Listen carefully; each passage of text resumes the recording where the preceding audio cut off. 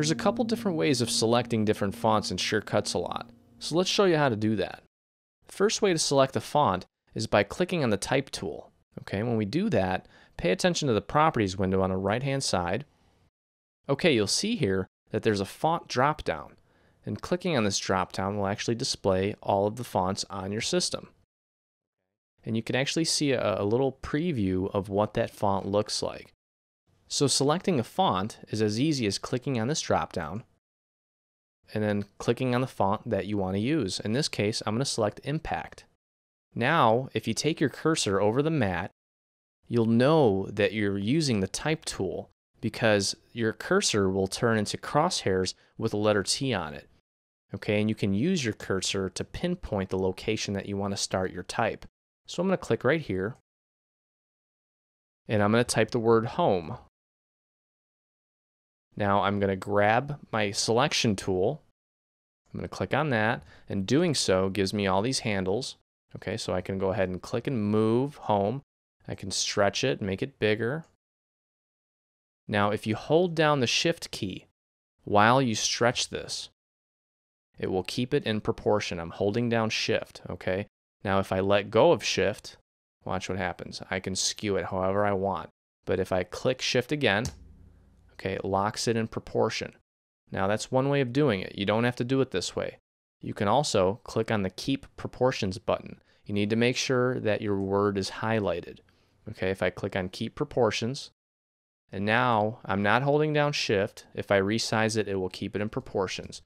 Okay, so there's a couple ways of doing that. You can use this button here, which I recommend, or if you uncheck this and hold down Shift, it does the same thing.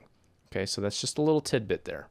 Another quick thing I'm going to show you here is just a simple copy and paste. Okay, let's say you want two of these. Okay, I'm going to take and go to Edit. Now you want to make sure that your item is selected. This can be text, it can be an object from a library, it can be an SVG file, it can be any of the above. So we click on Edit, and we go to Copy, and then we go back to Edit, and we click Paste, and it creates a duplicate of the item that we just had highlighted. Okay, now we can do whatever we want with it. In addition to the copy and paste, under the Edit menu here, you'll also notice that there's a Paste in Place. Okay, and what that does is if we go ahead and highlight our item, we'll go to Edit, Copy, and then Edit, Paste in Place. Okay, what that does is it pastes it in the exact same place that we copied it. Okay, so if you want to copy and paste something and you don't want it to move, okay, this is the way to go, because you'll see if I move this a little bit, there it is. Okay, put it right on top of what we copied. Okay, so let me just illustrate this again with a different object. Let's use this circle here that I'm pulling from the library. Okay, if I do Edit, Copy, and then Edit, Paste, kind of moves it off to the side a little bit. But if I do an Edit, Copy, and Edit, Paste in Place, it basically replicates it on top of itself. So either way you want to do it is fine. Just you've got the options, you can use them. Okay, now another thing I want to show you here is I'm going to delete everything here. In addition to the copy and paste options, there's one other option in here called Paste Autofill. When you use that, it basically tells SureCuts-A-Lot to take the object that you're trying to paste, figure out how many times it's possible for it to paste it on the mat without overlapping, without going over the side, so that you can get as many cuts out of it as possible. Okay, let me just show you what I mean by that. I'm going to go ahead and click on Import SVG. I already have an SVG file ready for me here. So I'm going to take it, I'm going to make it about this big. You always want to make sure that any element that you have on your mat, you want to keep it within these dotted lines here. Okay, anything outside that dotted line is going to get cut off, so you don't want to do that. All right, so now just by eyeing this, I want to say that this will probably fit on the mat no more than about 8 times, maybe less. So what I'm going to do is with it highlighted, I'm going to go to Edit, Copy, and then Edit, Paste Autofill. Okay, and there you go. Okay, so I was pretty much right on there.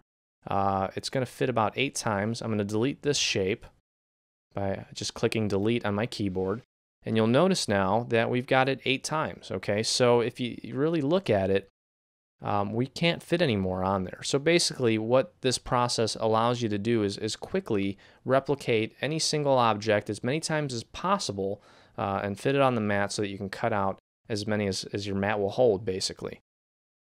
So one other thing I want to show you here is you can actually delete all of these just as quickly as you pasted them. If you take, click, and drag, okay, so what I'm doing is I'm clicking, I'm holding my mouse button down. You'll notice that as I move it with the mouse button down, I'm creating this box.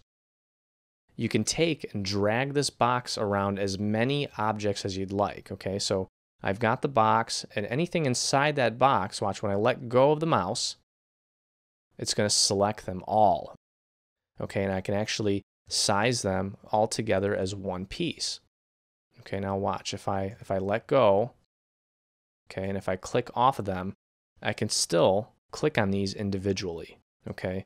So basically, let's say I want to just select these 4 here. I'm going to draw a box around these, and you'll see that the handles down here, I can resize these. So you'll notice that these are still separated, and I can click on them individually.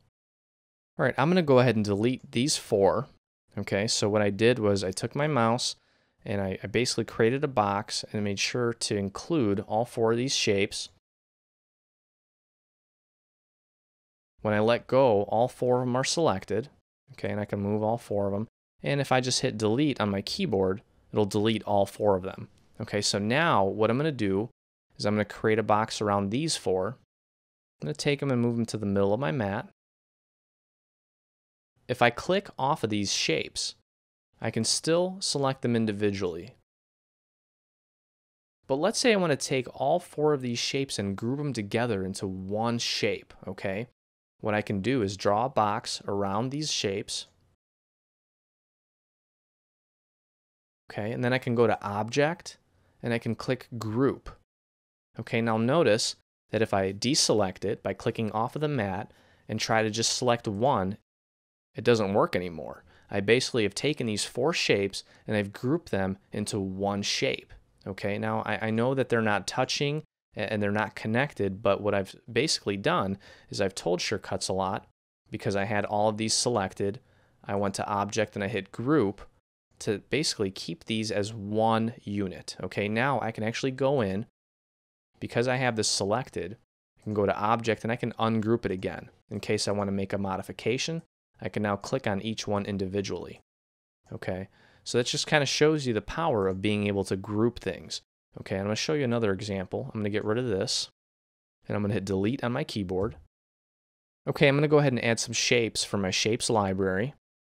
Okay, there's a heart, and I'm going to add another heart, and I'm going to add another heart.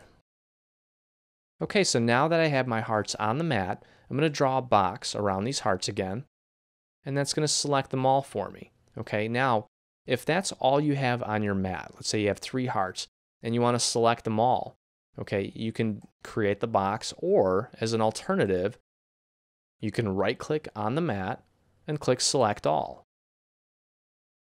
And again, if you want to deselect them, you just deselect them. You just click away from them. Okay, so now again, I can go ahead and click these. Okay, and then I can go to Object and I can group them together. Okay, now deselecting them and reselecting them will basically bring them up as one group again, so I can resize them all together. I can also rotate them together, move them together,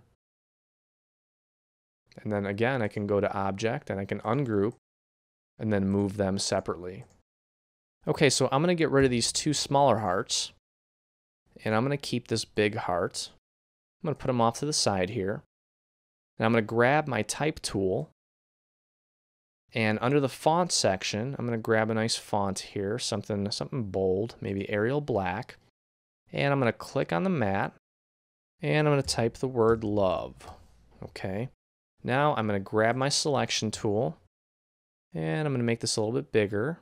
I'm holding down Shift to keep it in proportion. Now let's say that you want to take and you want to move these letters separately or individually, because right now, basically anywhere I click, the only thing I can do is work with this word as a group, okay? So Let's say that we want to have full control over each letter in this word. All right, so what we'll do is we'll highlight it. We're going to go to Object, and we're going to ungroup it. Okay, now notice that if we click, we can now move or manipulate each letter individually. Okay, so basically it's ungrouped the letters from that word, and we can do whatever we want with them. Okay, so let's say that all we wanted to do is just kind of move them and make them a little funky, you know, just to kind of spice it up a little bit so it's not just nice and straight. Okay, so we want it like that. And now let's say that we want to resize this, but we want to make sure that we resize them all to the same size. So what we can do, now that we've moved them, I can go ahead and create a box around all 4 of these letters. Okay, so we're going to select them all, and we're going to go to Object, and we're going to group. Now if I click on any of them, they all highlight as a group, and I can resize them as a group. So now I know that when I resize it, everything's being resized the same way. Okay, so now I can take this and I can just put it on top here.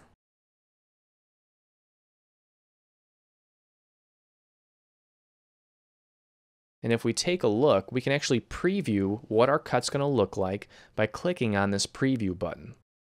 Okay, so the red line here is going to cut out the heart, and then we're going to cut out the word love from the inside of that. Okay, so that's basically what this preview button does here. Okay, to take it even a step further, let's say that you want to make this entire design a little bit bigger. Well, we can resize each of these individual elements separately, or we can group them together. Let's draw a box around the heart and the word love. And then we can go to Object and click Group. And now you'll notice that no matter where I click, I can move this entire thing as if it were one piece. Okay, now I can resize it. Let's make it a little bit smaller. Or actually, let's make it about this big. Move it over here. And then do a copy. And let's do a paste autofill. So now we've got these little message hearts here. Okay, we can take them all, we can resize them, put them on the mat. So when you're ready to cut this, you can click on these little scissors here, the Cut with Cricut button, and doing so is going to bring up a window that asks you to select your Cricut model and your firmware version. So that you don't have to do this every single time, I'm going to hit Cancel, and I'll show you here, under Edit, Preferences, you can click on the Cutter tab and check this box that says Remember Cricut Model and Firmware, and click OK. So once we tell the software to remember the model and firmware version, clicking on this icon will get your cutting process started.